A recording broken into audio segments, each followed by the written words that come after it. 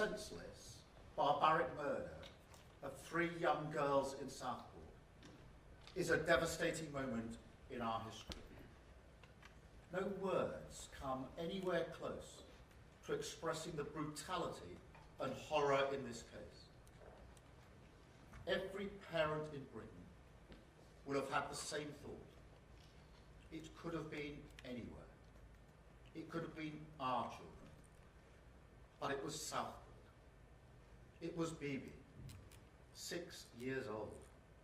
Elsie, 7. Alice, 9. Back in August, I said there would be a time for questions, but that first justice had to be done, and that above all, we must not interfere with the work of the police, the prosecutors, and the delivery of that justice. Well, yesterday, thankfully, a measure of justice was done, but it won't bring those girls back to their families. And it won't remove the trauma from the lives of those who were injured. Their lives will never be the same. So before I turn to the questions that must now be answered, for the families and the nation, I first want to recognise their unimaginable grief, because I know the whole country grieves for them. The tragedy of the Southport killings must be a line in the sand for Britain. We must make sure the names of those 3 young girls are not associated with the vile perpetrator, but instead with a fundamental change in how Britain protects its citizens and its children. In pursuit of that, we must, of course, ask and answer difficult questions. Questions that should be far-reaching, unburdened by cultural or institutional sensitivities, and driven only by the pursuit of justice. That is what we owe the families. The responsibility for this barbaric act lies, as it always does, with the vile individual who carried it out. But that is no comfort. And more importantly, it is no excuse. And so, as part of the inquiry launched by the Home Secretary yesterday, I will not let any institution of the state deflect from their failure. Failure which, in this case, frankly, leaps off the page. For example, the perpetrator was referred to the PREVENT programme on 3 separate occasions. In 2019, once, and in 2021, twice.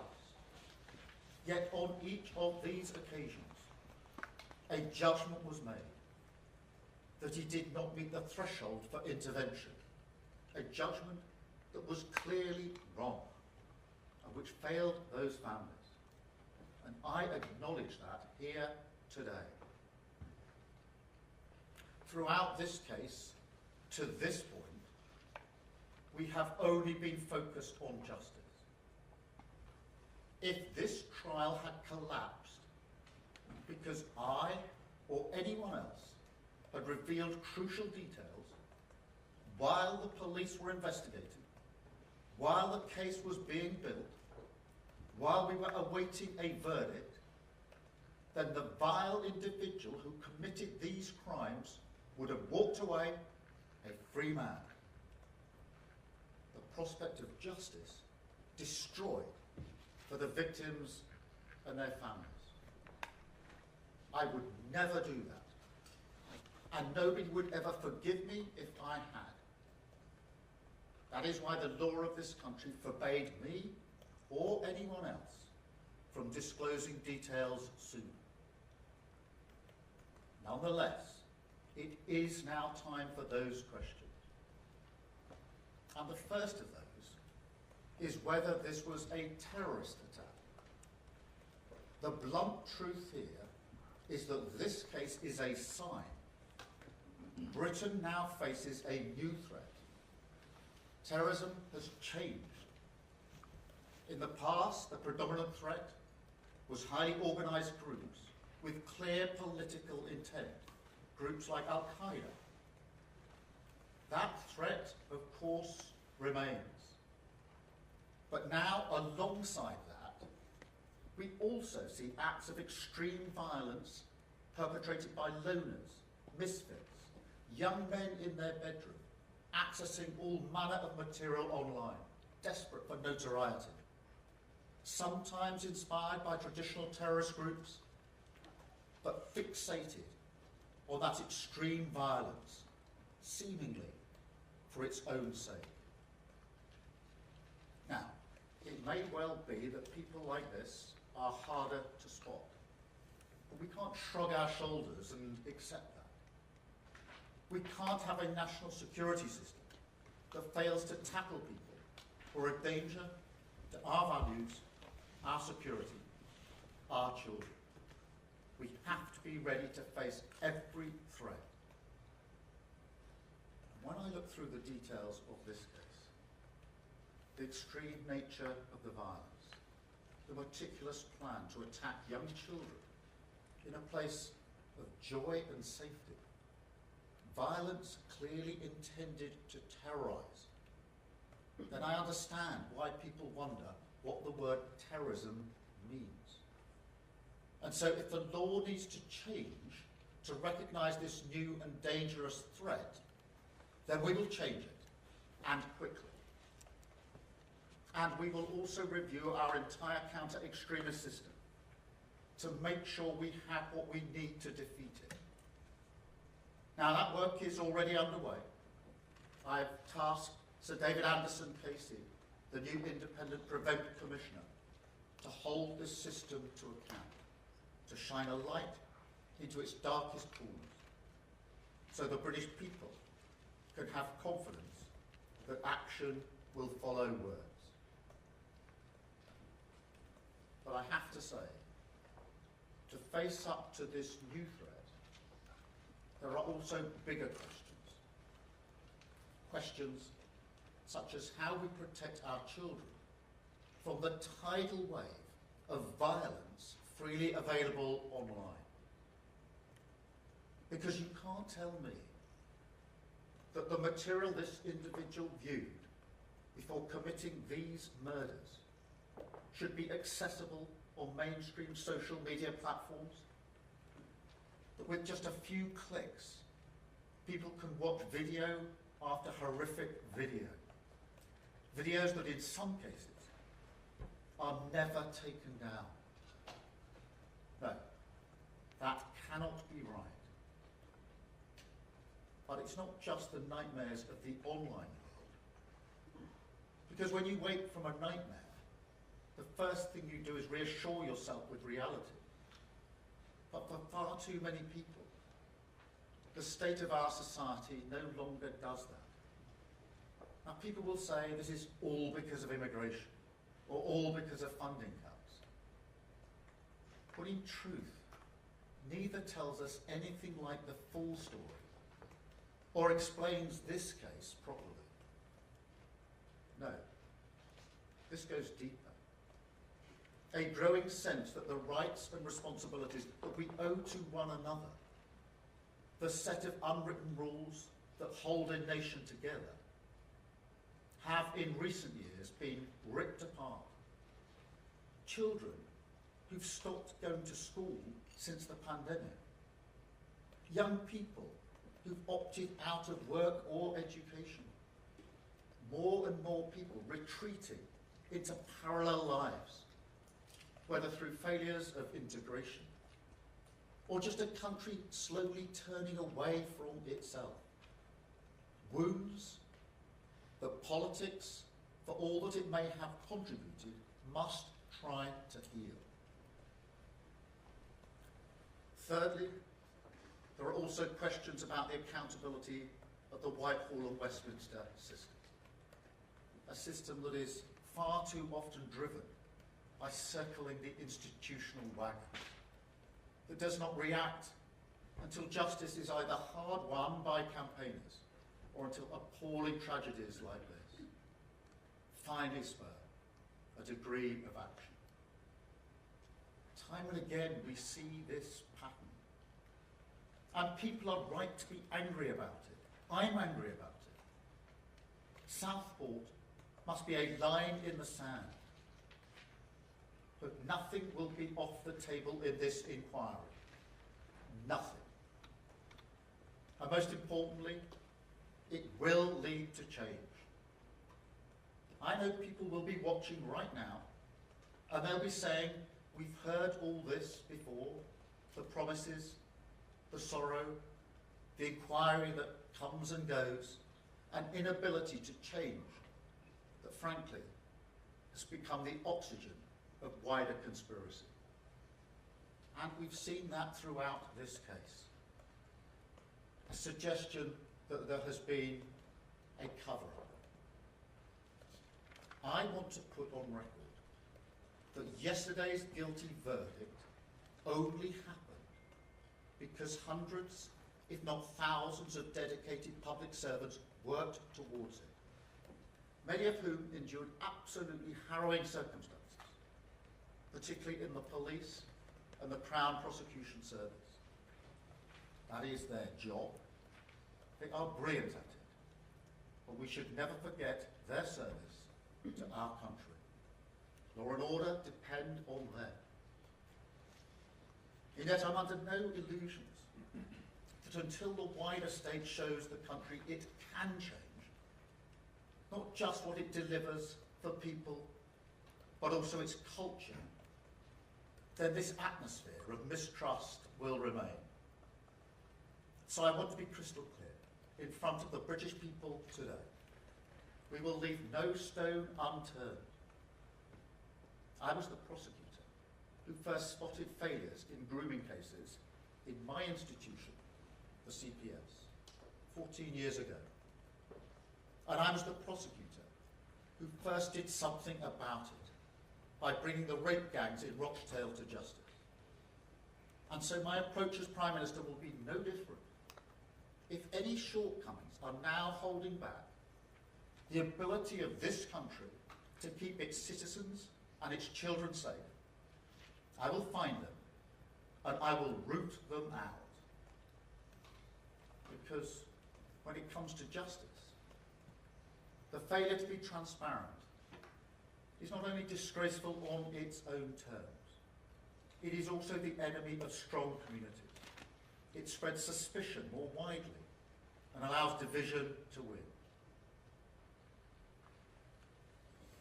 I remember when this happened, in those dark days of the summer. I remember that, like now, the whole country grieved for Southport. But I also remember how it was profoundly moved by their example. Because even as that community faced an unimaginable evil, even as they had to endure mindless violence, bricks and bottles thrown at their community, their businesses, their mosque, police officers attacked, including those who were on the scene responding to this vile murder. Even despite all of that, they chose to come together.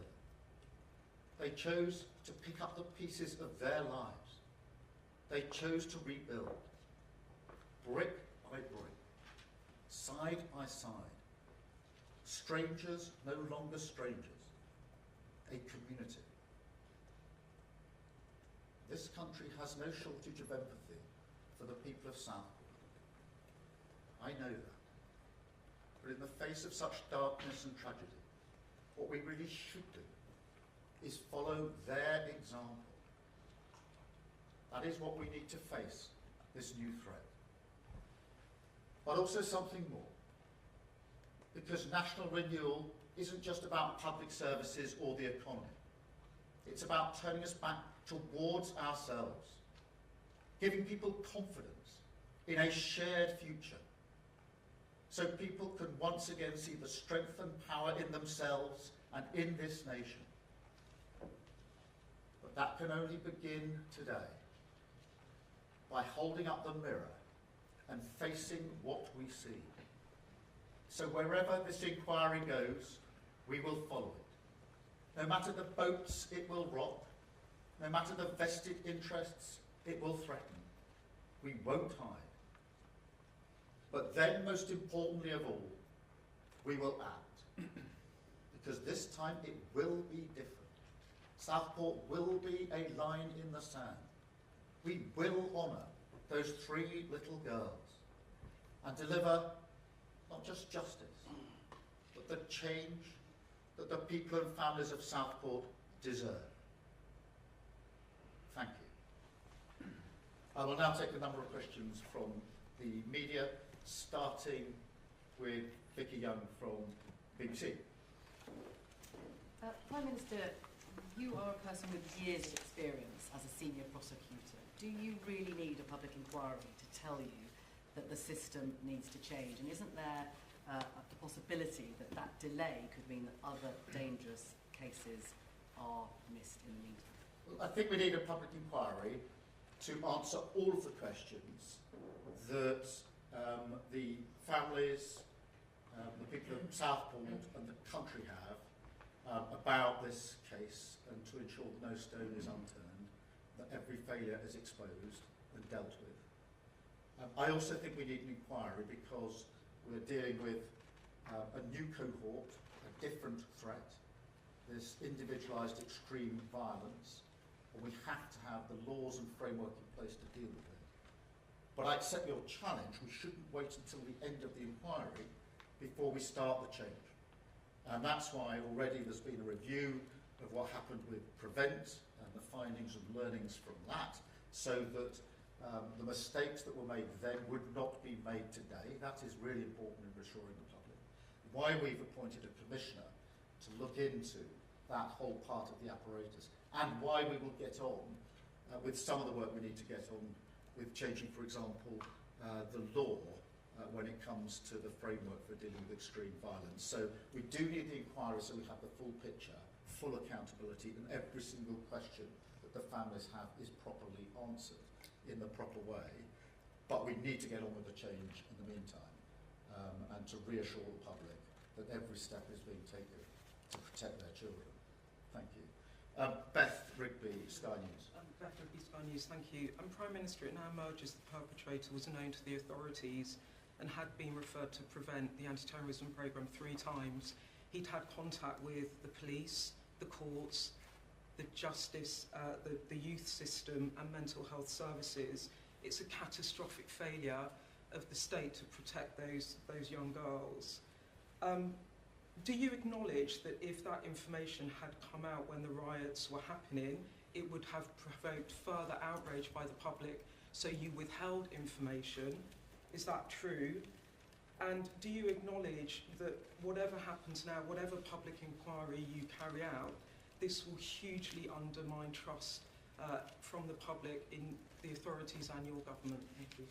Thank you, Beth. Let me be clear. Responsibility for the disorder and the violence lies with those that perpetrated it. We need to be really clear about that. But let me address the facts as you put them to me. There has been a failure here, and I don't intend to let any institution of the state deflect from their failures, and I acknowledge that readily here. Yes, I knew the details as they were emerging. That is the usual practice in a case such as this. But you know, and I know, that it would not have been right to disclose those details. The only losers, if the details had been disclosed, would be the victims and the families, because it ran the risk the trial would collapse. I'm never going to do that. Never going to do that, because they deserve that justice. And only by having the rules in place can that justice be delivered, as a measure of it now has. And I wouldn't be forgiven if I had. Those are not just my choices, though it is a choice I would make. It is also the law of the land. That is why I couldn't disclose the details. It's why others couldn't disclose the details. It's why all of you as journalists couldn't disclose the details because the same laws applied to you just as they applied to me. And it's really important that we make that clear. But the purpose of the rule is to protect the justice that the families and the victims are entitled to. I think that's the right thing. It is now right, having got to this stage, that the questions are asked and the answers are given, which is why we've taken the course of an inquiry, but also why between now and the conclusion of the inquiry, we will happily answer any questions that are put to us. But that is why, notwithstanding that, yes, I was being kept updated, of course, I did not disclose anything that would collapse the trial and defeat justice in this case. And I don't think anybody could ever have looked the victims and their families in the eye if they'd ever done that. Thank you, both. Can I have Paul Brown, please, from ITV? Paul Brown from ITV. Thank you, Prime Minister. All of us, as you say, as journalists, understand the risk of contempt of court, prejudicing a trial, but we live in a different age now, don't we, where misinformation and disinformation spreads at lightning speed online. I was in Southport on the day of the attacks. There was a short window in which information could have been released before charge, before any risk of prejudicing a trial. Why didn't you do that? And do you think it was a mistake not to provide that detail then? Firstly, let me address parting up. Look, it is true that we live in a different age in that available information is now available online as well as offline. And I understand the frustration of all, but including some journalists who observe the rules and don't report what they know because they know that the law doesn't permit it and it runs the risk of collapsing a trial, only to see information online that doesn't appear to be following the same rules. And that is not acceptable. That has to be addressed and will be part of what we will be looking at, because that can't be right. But in relation to the central thrust of your question, the importance of the rule about not disclosing this information is to ensure that the trial can take place and that where an individual is guilty, they're held to account, as has now happened in this case. And that is why the law carefully restricts what can be said by anyone, not just me as Prime Minister, but anybody in these circumstances. And it is done to protect the family and their victims. That is the right thing, and that is what the law requires. It's also the choice I would make to ensure that my first thoughts are about justice for the victims and their families. That, for me, is first and foremost. Yes, we can answer questions, and we are now doing so with this inquiry, and everything that will happen before the end of that inquiry. That is quite right. But it is also right that the families who've been through unimaginable grief at least have the comfort now of an outcome in this particular case. You would be putting very different questions to me if I had disclosed information and we were now faced with a decision that the trial had just collapsed and the families would never get justice. You would rightly be challenging me very, very hard about why I disclosed information. Thank you very much, Paul. Chris from GB News. Chris from GB News. Prime Minister, given what we know now about the terror link and how it's kept from the public, do you now regret blaming the far right for all those protests last summer? Was it a far right issue, or were some people entitled to be concerned and upset, not the rioters? Responsibility for the violence lies with them that perpetrated it. I was in Southport the day after these terrible murders. I was acknowledging and thanking the frontline police officers and ambulance who had been at the scene. You can imagine what they had been through. They were back at work the next day. They were saying it was just their job. I could see in their eyes the impact it had had on them, what they had to deal with, what they had to see, how they endured. As I arrived back in London, those same officers were putting their riot gear on and having bricks thrown at them. Those same officers. I don't think anybody can justify that, nor should they attempt to do so. Thank you, Chris. Harry from the Sun. Thank you, Prime Minister. Sorry to lay this point, but I think it's important. All summer we were repeatedly told that the Stockport attack was not terror-related, wasn't being treated as terror-related. That wasn't true. Because in October, Monster was charged with terror offence. Now, information was put into the public domain then that didn't collapse the trial. It didn't jeopardise justice. It was just months later. Now, you say you knew about the ricin and the Al-Qaeda bomb manual and it was known to the authorities. Did you know about that personally at the same time the public, the press, and you and the police were saying this is not terror related? Because I think that's the nub of the issue and that's what's upset people. You say you couldn't speak out publicly, that you couldn't do that, but didn't the public have a right to know, not least the neighbours who had ricin being produced on their street? Surely they had a right to know. Well, I think there are two separate and important issues there, Harry. The first is on the question of terrorism and what constitutes terrorism.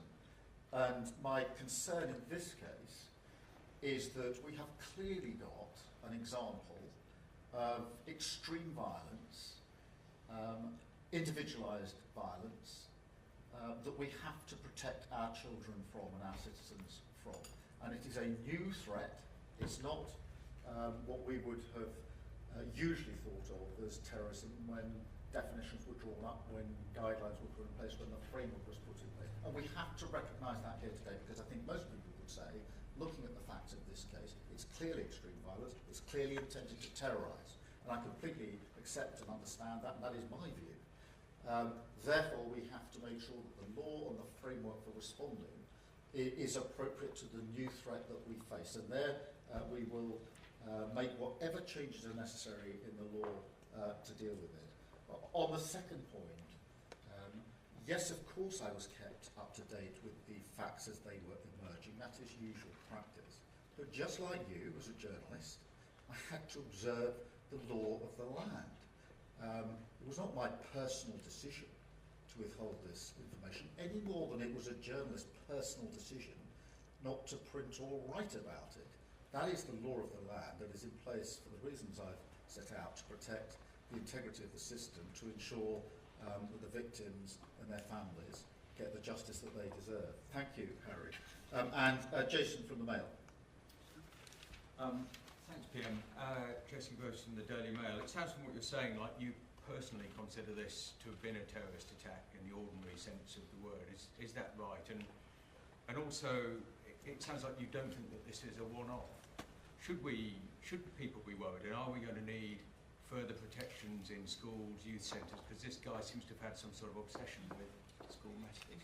Well, thank you for raising that, because I think this is a really central issue, because, as I say, this is extreme violence, clearly intended to terrorise, and my concern is that because it is different to the sort of behaviour we've associated with terrorism, Al-Qaeda, and there are plenty of other examples, which tended to be more organised in groups with a clear political ideology and motive. Because it's not that, it is a new and different threat, it doesn't fit as well as it should within our framework, within our toolbox. And that is what we've got to change. That is the urgent question that has to be addressed. And it's one that has to be addressed before the conclusion of the inquiry.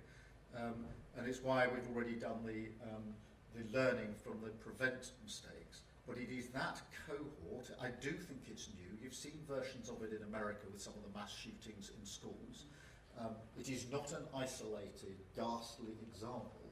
It is, in my view, an example of a different kind of threat. And that is why I'm absolutely so determined that we will rise to that challenge and make sure that our law, our response, is capable, appropriate, and can deal with that sort of threat. But that is my concern, that is my thinking, that this is a new threat, individualised, extreme violence, obsessive, often following online viewing of material from all sorts of different sources. It is not a one-off, it is something that we all need to understand and have a shared undertaking to deal with within our society. And that is not just the laws on terrorism, the framework on terrorism, it's also the laws on what we can access online. We still have rules in place in this country about what we can see at a cinema. And yet online, you can access no end of material. We have to ensure that we can rise to this new challenge, and that is what I'm determined to do. Thank you all very much indeed. Thank you.